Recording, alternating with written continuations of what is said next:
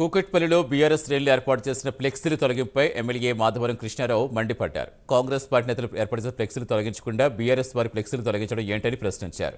Congress party బ్యానర్లు తీయకపోతే అధికారులకు బుద్ధి చెబుతామని కృష్ణారావు హెచ్చరించారు. ఆనందిస్తాం.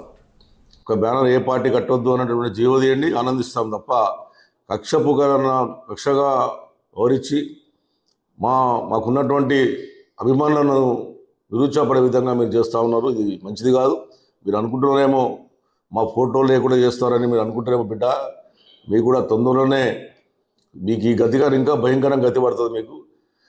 మేము చేసిన దుర్మార్గాన్ని, దోపిడీకి అన్నీ చూస్తూ ఉన్నాం. ప్రజలు గమనిస్తూ ఉన్నారు.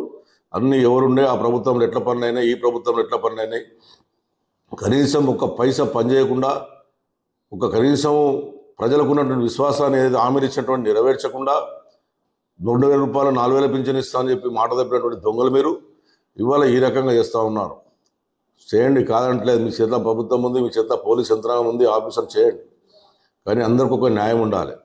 ఒక పార్టీకి ఒక న్యాయం, ఇంకో పార్టీకి ఒక న్యాయం అనే విధంగా మీరు చేస్తే ఖచ్చితంగా ప్రజలు బుద్ధి చెప్తారు. మీరు తీసిన దానికి మేమేం బాధపడతలేం. కానీ మీ బ్యానర్లు కూడా రేపటి నుంచి ఎక్కడైనా బ్యానర్లు గిట్ట మీ కనబడ్డా మున్సిపాలిటీ అధికారులకు హెచ్చరిస్తూ ఉన్నాను.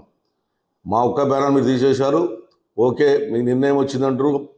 ఆఫీసర్ నుంచి, పై ఆఫీసర్ నుంచి ముఖ్యమంత్రి ఆదేశాలు వచ్చిందంటున్నారు, తీసేయండి. కానీ ఇంకొక బ్యానర్ కనబడదు. రేపటి నుంచి గట్ట కనబడ్డది అంటే ఇక మేము ఏ రకంగా మీకు బుద్ధి చెప్తామో ఆఫీసర్కి అని చెప్పి తెలియజేస్తాం.